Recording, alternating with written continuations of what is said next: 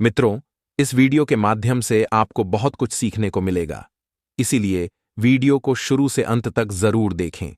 यह वीडियो आप सभी लोगों को देखना अति आवश्यक है, क्योंकि इस वीडियो के माध्यम से आपको पता चलेगा कि वह कौन सा घर है जिस घर में माता लक्ष्मी ठहरती है, और वह घर कभी भी गरीबी के चपेट में नहीं आता है। प्रिय माताओं, बहनों, स्त्री घर की लक्ष्मी मानी जाती है।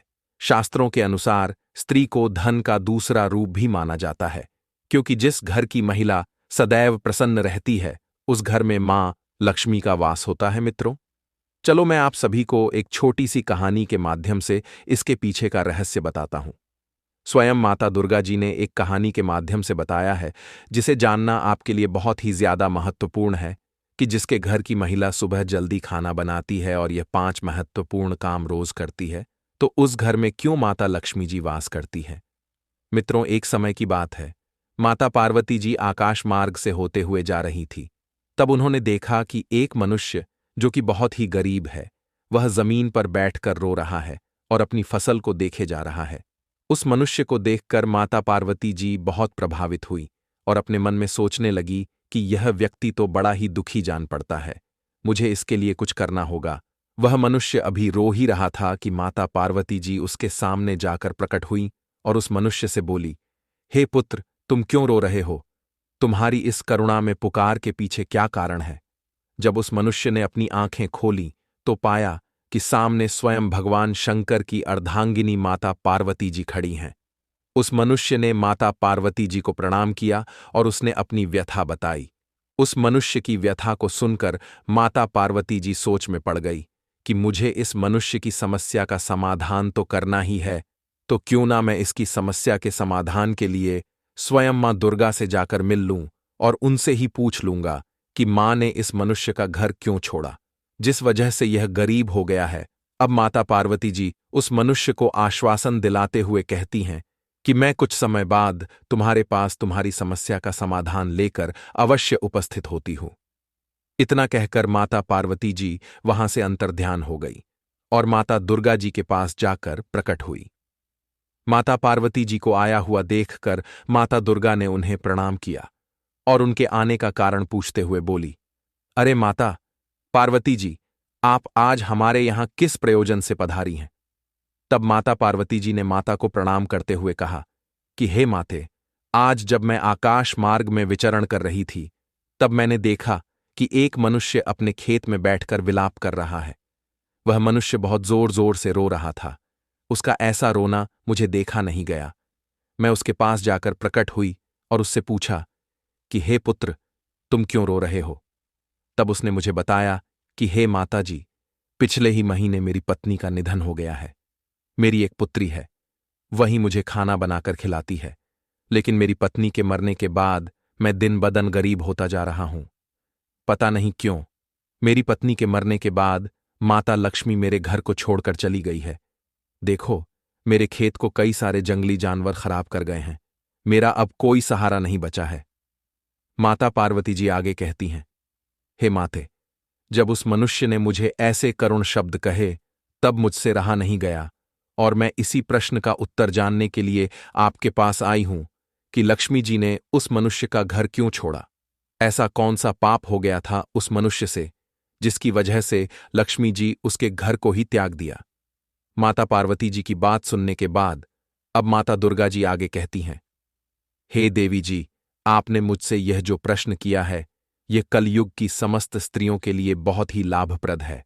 मैं तुम्हें आज एक कहानी के माध्यम से वह युक्ति बताने वाली हूं, जिसकी वजह से माता लक्ष्मी मनुष्य के घर पर ठहरती हैं, और अगर मनुष्य इस काम के विपरीत कार्य करता है, तो माता लक्ष्मी उसके घर को त्याग देती है। अंत में मैं तुम्हें उस मनुष्य के बारे में भी बताऊंगी, जिस वजह से वह गरीब होता चला जा रहा है। मैं तुम्हें जो कहानी सुनाने जा रही हूं, वह कहानी बहुत ही मार्मिक है और ज्ञान से भरी हुई है। इस कहानी को पूरा देखने वाले मनुष्य के घर में माता लक्ष्मी का वास होता है, और इस कहानी में बताए गए नियमों को अगर कोई भी स्त्री परिणाम स्वरूप करती है, तो माता लक्ष्मी उसके घर में वास करती हैं। अब माता पार्वती जी कहती हैं, हे माते, कृपया आप मुझसे इस कहानी का अनुसरण करिए। क्योंकि मैंने उस मनुष्य को वचन दिया है कि मैं तुम्हारी समस्याओं का समाधान लेकर तुम्हें बताने के लिए अवश्य आऊंगी। इसीलिए हे माथे, मैंने मेरे वचन को झूठ मत होने देना। हे माता पार्वती जी, मैं आपके वचन को झूठा नहीं होने दूंगी और उस मनुष्य के विषय में मैं आपको अंत में बताऊंगी। अब कहानी का आरंभ करती हुई माता दुर्गा जी कहती हैं, एक समय की बात है, किसी नगर में एक नारायण नाम का आलसी इंसान रहता था। वह इतना आलसी था कि खटिया पर जिस तरह करवट लेता था उसी करवट लेटा रह जाता। करवट बदलने में भी उसे परेशानी नजर आती थी। उसकी पत्नी बेचारी जब किसी काम के लिए उससे कहती थी तभी वह करवट बदलता और पत्नी की तरफ पीठ फेर कर पड़ा रहता था। उसकी इन आदतों को देखते हुए पत्नी को विश्वास हो गया था कि वह कभी कुछ नहीं कर पाएगा। एक दिन पत्नी ने बड़े ही प्रेम से उसे समझाया और बोली, मैं जानती हूं कि तुम्हें खटिया से उठने में कष्ट होता है, किंतु इस तरह एक ही करवट लेटे रहने से भी आदमी नाकारा हो जाता है और आप बाहर नहीं जाना चाहते हो तो खटिया पर बैठे बैठे ही कुछ करते रहो। तब वह नारायण सोचने लगा, ऐसा कौन सा काम है जिसे खटिया पर बैठे बैठे ही किया जा सकता है। कुछ देर बाद उसकी समझ में बात आई। वह खुश होकर अपनी पत्नी से बोला, अरे सुनती हो, मैंने बैठे बिठाए काम ढूंढ लिया है, अब चिंता करने की जरूरत नहीं है। तब उसकी पत्नी प्रसन्न हुई कि अब कुछ तो घर का काम होगा। उसने सब्जी की टोकरी में चाकू रखा और उसके आगे रखती हुई बोली, अब बैठे बैठे सब्जी काट डालो। अब सब्जी और चाकू देकर वह वहां से चली गई, किंतु आलसी ने तो उस ओर ध्यान ही नहीं दिया। थोड़ी देर बाद पत्नी जब सब्जी लेने पहुंची तो पाया कि पतिदेव खटिया पर बैठे हुए मच्छर गिन रहे हैं। 1 2 3 4 5 पत्नी ने देखा, उनके बिस्तर पर 7 मच्छर मरे पड़े हैं। पत्नी को देखते ही अब नारायण उछल कर बोला, देखा मेरा कमाल, मैंने कितनी फुर्ती से 7 मच्छरों को मौत के घाट उतार दिया है। अब देखना तुम, मैं पूरे दिन में कितने मच्छरों को मार सकता हूं। अब उस आलसी महाराज को तो अब यही धुन सवार हो गई। उसे जहां मच्छर दिखते वह वहीं फट से हाथ मार देता। कई बार तो अपनी ही गर्दन पर इतनी जोर से हाथ जमाया कि उसकी गर्दन टेढ़ी हो गई। कई बार पत्नी की नाक तोड़ दी। मच्छर मारने के चक्कर में उसने घर के बर्तन तोड़ डाले, क्योंकि नारायण ने प्रतिज्ञा कर ली थी कि कम से कम वह 1000 मच्छरों को मार कर ही दम लेगा। जल्दी ही वह दिन भी आ गया जब उसकी प्रतिज्ञा पूरी हो गई। अब उस दिन आलसी ने सारे शहर का चक्कर लगाया। कंधे पर बांस का एक मजबूत डंडा रखा और खुशी से उछलता कूदता अपनी बहादुरी का बखान करता जा रहा था और चिल्लाता जा रहा था कि आज हजारों को मौत के घाट उतार आया हूं। यह सुनकर लोग भयभीत हो गए। उन सभी को लगा कि उसने हजारों शैतानों को मौत के घाट उतार दिया है जो पास के जंगल में रहते थे। अब यह बात सारे शहर में हवा की तरह फैल गई कि उसने हजारों को मौत के घाट उतार दिया है। लोगों ने उसका नाम हजारमारी रख दिया। आलसी महोदय जिस सड़क या गली से गुजरते थे वहीं लोगों की भीड़ उमड़ पड़ती थी। सभी उस बहादुर को देखना चाहते थे जिसने हजारों शैतानों को मौत के घाट उतारा है। धीरे धीरे हजारमारी सारे राज्य में प्रसिद्ध हो गया।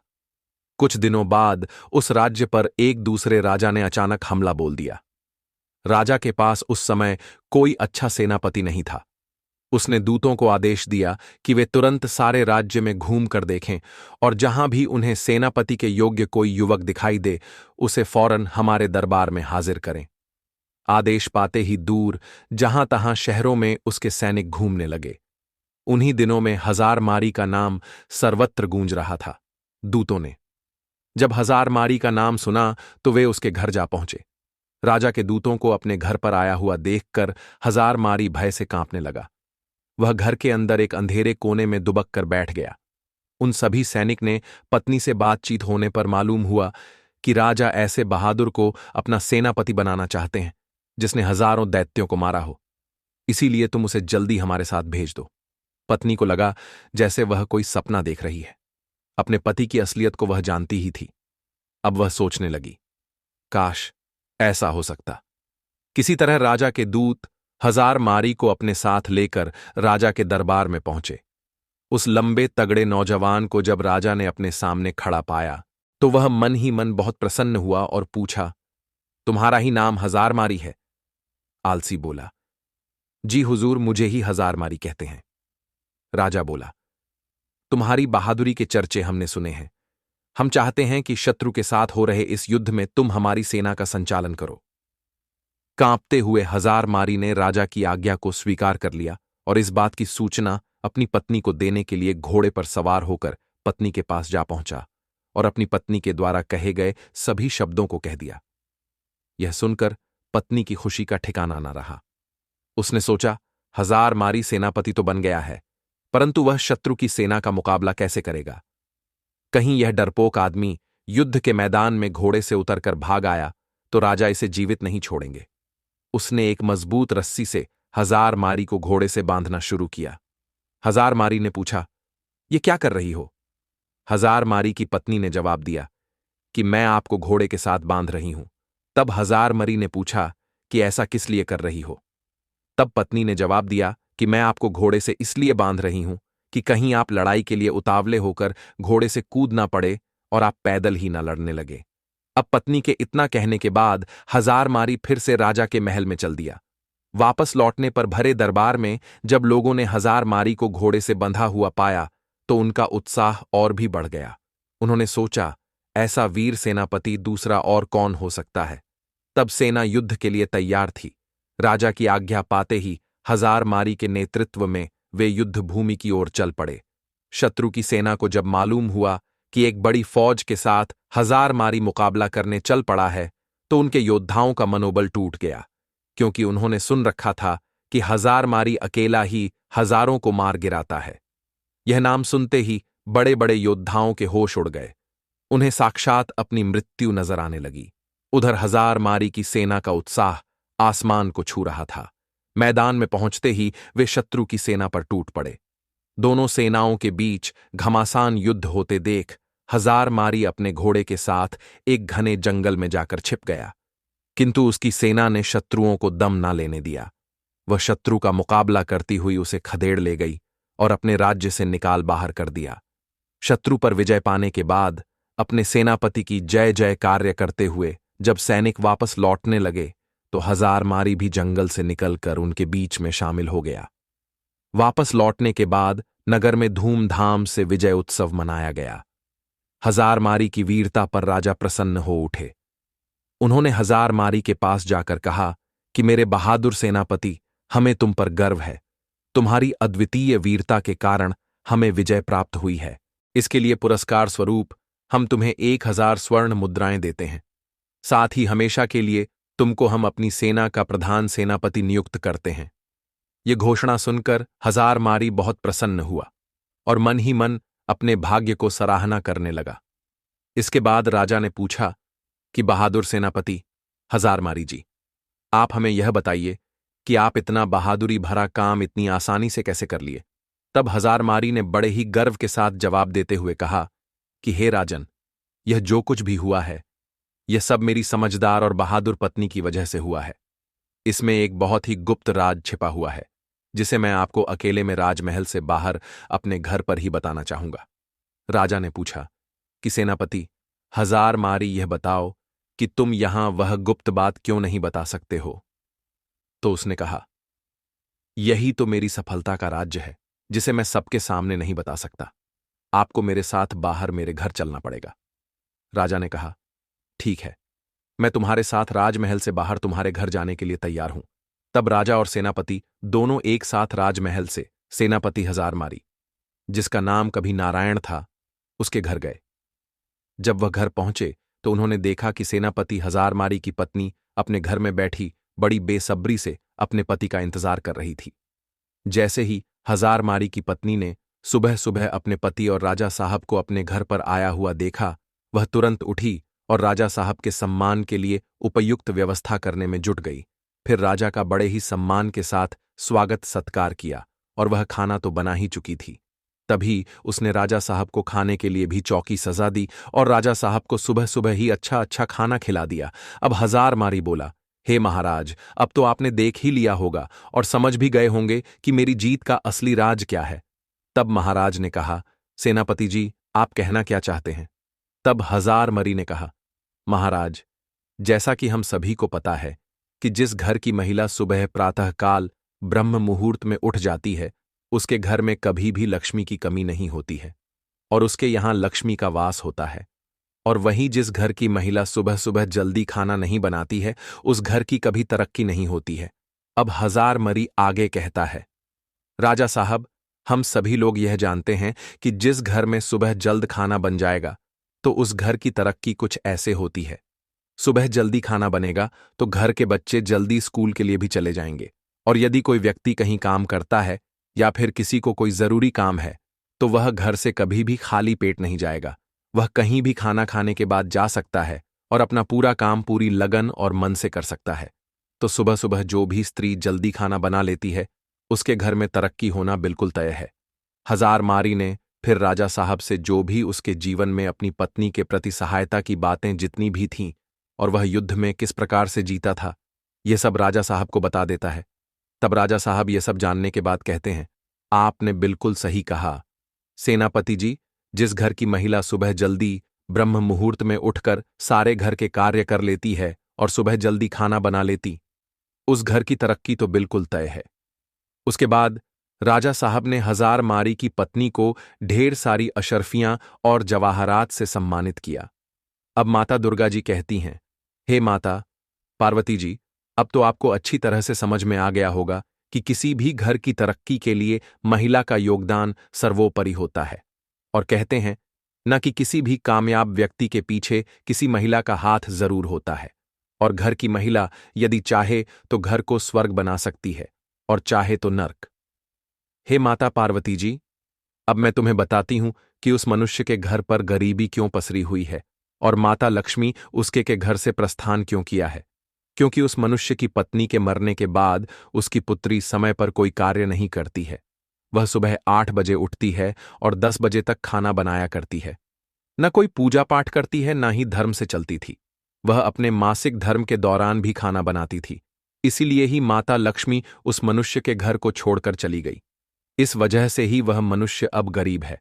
अब माता पार्वती जी माता दुर्गा की इतनी बात सुनने के बाद कहती हैं, हे माते, आपका मुझे इस कथा के माध्यम से और उस मनुष्य के जीवन के बारे में निष्कर्ष प्रदान करने के लिए आपका धन्यवाद। अब मैं उस मनुष्य की समस्या का समाधान कर पाऊंगी। अब माता दुर्गा जी कहती हैं, हे माता पार्वती, मैं आपको 5 बातें बताती हूं जिस वजह से माता लक्ष्मी मनुष्य के घर में वास करती है। पहला, स्वच्छता।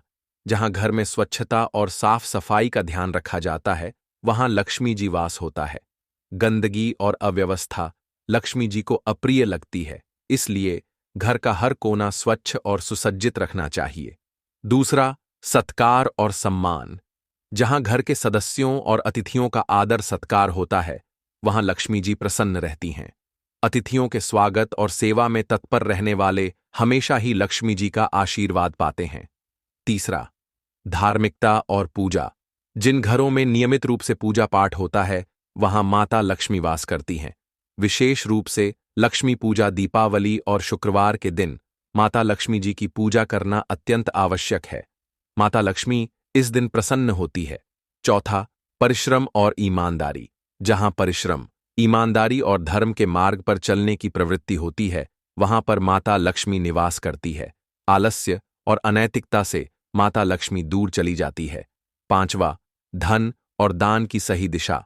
जहां लोग धन का सदुपयोग करते हैं, जरूरतमंदों की सहायता करते हैं और धार्मिक कार्यों में दान करते हैं, वहां माता लक्ष्मी की कृपा बनी रहती है। माता दुर्गा की इतनी बात सुनकर माता पार्वती जी माता दुर्गा को प्रणाम करती हैं और वहां से अंतर्ध्यान हो जाती हैं और उस मनुष्य को सारी बातें जाकर बताती हैं। वह मनुष्य अब माता पार्वती जी के बताए रास्ते पर चलता है। इस वजह से अब धीरे धीरे उसके घर में भी माता लक्ष्मी का प्रवेश होने लगता है। वह भी अब एक खुशी जीवन जीने लगता है। मित्रों, यही था आज का वीडियो। आपको हमारा आज का वीडियो कैसा लगा हमें कमेंट करके अवश्य बताना, और इस वीडियो को ज्यादा से ज्यादा लोगों में शेयर भी अवश्य करना ताकि उनको भी इसके बारे में पता चल सके। जय मां दुर्गा। धन्यवाद।